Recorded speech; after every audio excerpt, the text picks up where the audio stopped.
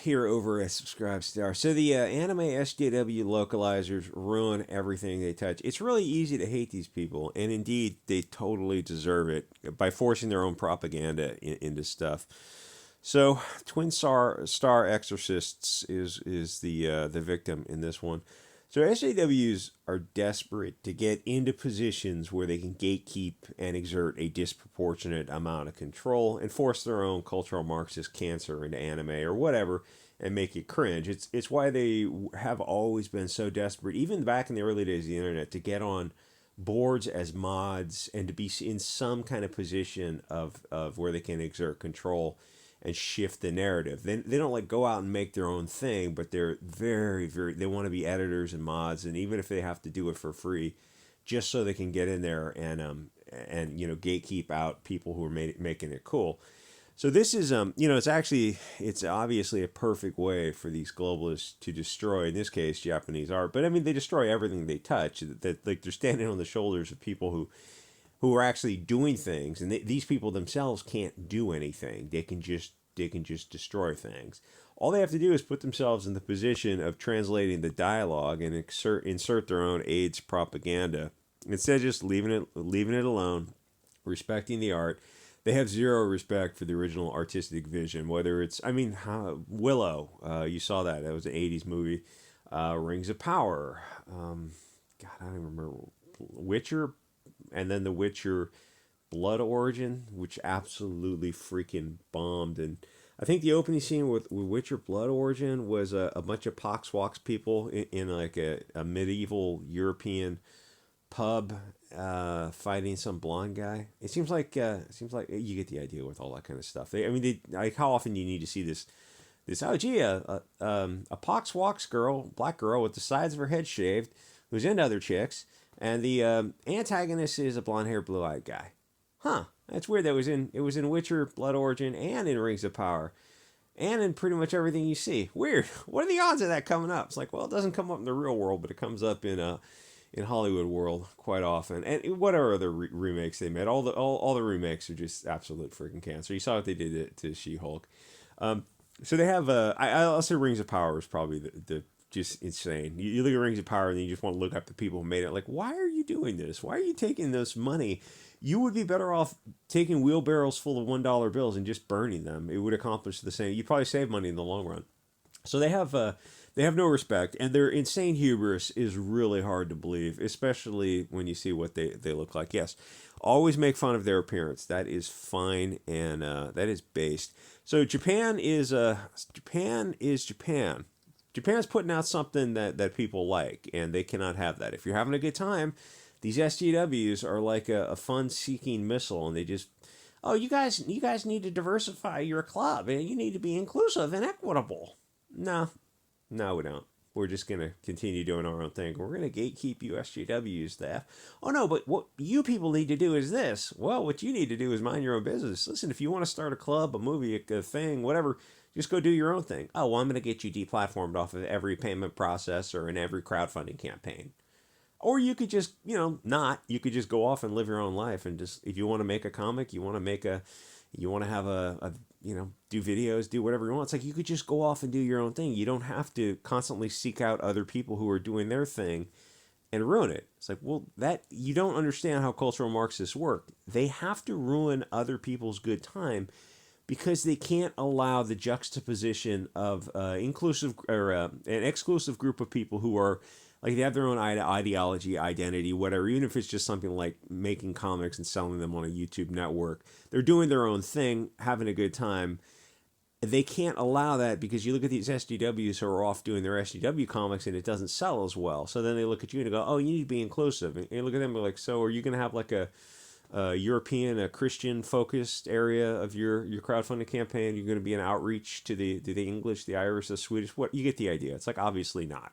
Obviously not. The inclusive and the diversity doesn't include you, Christianity, any type of European or any kind of diversity of thought. Like, are you gonna have some Christian conservatives like outreach program for your?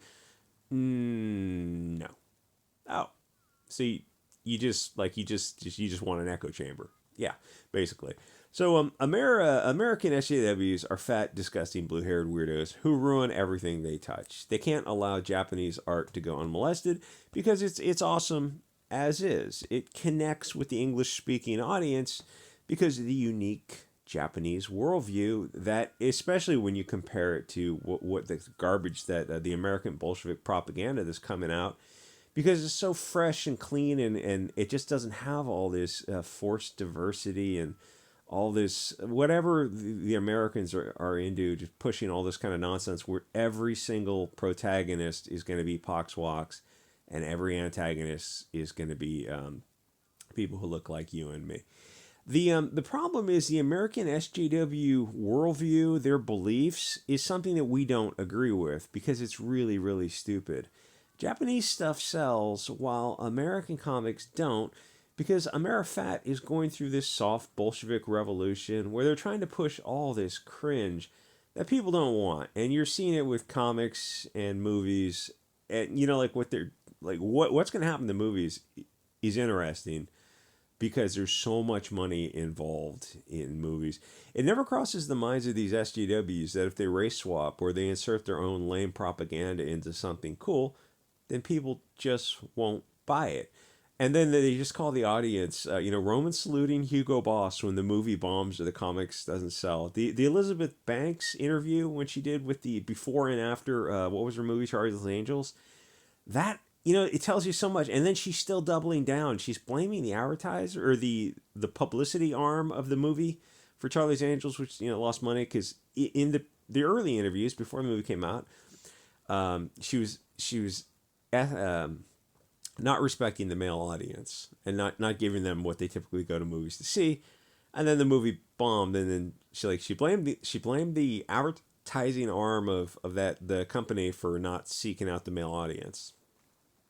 Where the earlier interview, just a few months earlier, she was crapping all over them. I mean, and then she only fails upward, and then she makes a movie about a bear or some ridiculous thing. But yeah, I mean, you notice like the bear movies probably like a $10 million movie. They're not throwing another $150 million at her until she kind of get her stuff together. But the thing is, she hasn't learned any lesson. Like interviews with her, she just keep blaming other people. And the same thing happened with that Bros guys. I think he made like a $30 million movie that lost $30 million or something. And he didn't learn any lessons either. He just comes across like a crazy person. Then you look at a lot of Hollywood and you realize, yeah, there's a lot of this kind of narcissistic personality disorder where they like, yes, they are across the boundary of what you would call crazy people. Anyway, so we just don't like the worldview of these loser SJWs. If we did, we'd buy their original source material. They do write their own comics. SJW original stories don't sell because they're legitimately crazy people. Stuff like Kim and Kim sells 900 copies by issue 5 because it's so heavy-handed. Their stuff sucks, so they get in positions where they can change someone else's material to fit their soy echo chamber. The foreign language thing is perfect for them because they can insert their own AIDS cringe as long as their employer allows it. And the thing is, the networks are usually run by these globalist type of people.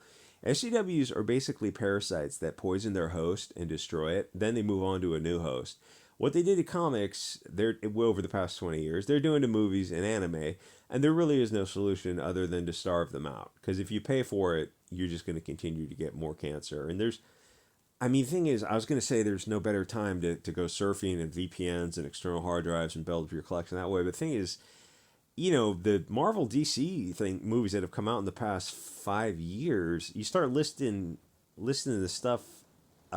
It's not even worth seeing for free, like Strange World or the Tim Allen movie without Tim Allen, or Shang-Chi or the G.I. Joe movie. I don't know, I just loosely put in that same category. Or Ant-Man Part 3, Black Widow, Birds of Prey, Suicide Squad Part 2 that came out. I'm just listening to that stuff off the top of my head, and that's not worth seeing for free at all. I mean, eventually you go, I kind of want to go see Ant-Man Part 3. I was telling my buddy that, and he goes, no, wait for it to come out in streaming. And this guy will go see anything. And he goes, no, wait for it to come out in streaming. Like, I've never heard you say that before. That is really interesting. And then I saw it, online on one of those, Indian sites or Chinese sites or something. And yeah, you're right. It's not worth paying $15 for. It's like, so what happens when everything is not worth seeing in the theater, or not even worth streaming, or not worth seeing for free? It's like eventually, after there's 10 bad movies in a row, you go, oh, I don't need to watch the 11th. It's just not worth it. I mean, you might wait for it to come out on streaming, so 3 months later it comes out on streaming, or you just might go sail the high seas for it a few months later, or eventually you're like, oh, I guess am I done with Hollywood? Yeah, eventually at some point you'll realize like you're just done with scroll on, with mainstream Hollywood, and you're gonna go back to watching movies from the 40s and 50s. So you got to starve them out. The thing is, it's also important to talk about this. Don't just passively accept it. Always push back against these parasites. Being passive is what got us here. F these guys. They deserve to get made fun of, which is usually pretty easy because they're blue-haired land whale soy boys and cat ladies who are just endlessly fascinated with inserting their own worldview into something that came before them. The Rings of Power. Like Peter Jackson had his chance with Rings of Power, and he said, I'm going to try to keep it as close to the original story as possible. Respect the artist's original vision. What happened, that was with his movies 20 years ago came out. So what happens with Rings of Power is you go, oh, we're gonna take it in a different direction. So wait, like Lord of the Rings, J.R. Tolkien, that's one of the strongest fantasy writers ever, one of the best fantasy books ever written and worldwide fame. So you're saying that you think you're better than him? How you're going to improve on? It's like you're saying you're going to improve on J.R. Tolkien for fantasy, or Hemingway for international adventure, or Herman Melville for a story about a whale. Really? How are you going to do that? Because those guys are masters. Yeah. Yeah, we don't really have an answer to that because we're cultural Marxists. It is important to say all these words, like all these phrases, the Frankfurt School, Saul Alinsky, cultural Marxism, all this kind of stuff. Like, those are dog whistles. But I mean, I'm just saying them outright. How is it? It's not a dog whistle to anything if I'm actually saying the stuff. Anyway, like, comment, subscribe. Always crap on these people. It's always be closing. No, always be crapping on SJWs. Because they deserve it. And you got to bring more attention to this kind of stuff. Like, don't let them just slip this camel nose under the tent. None of that kind of stuff. It's time to get out the Holland and Holland 577 Nitro Express and start taking out camels. Anyway, like, comment, subscribe. Thanks everyone on Subscribe Star, and I'll see you guys all next episode.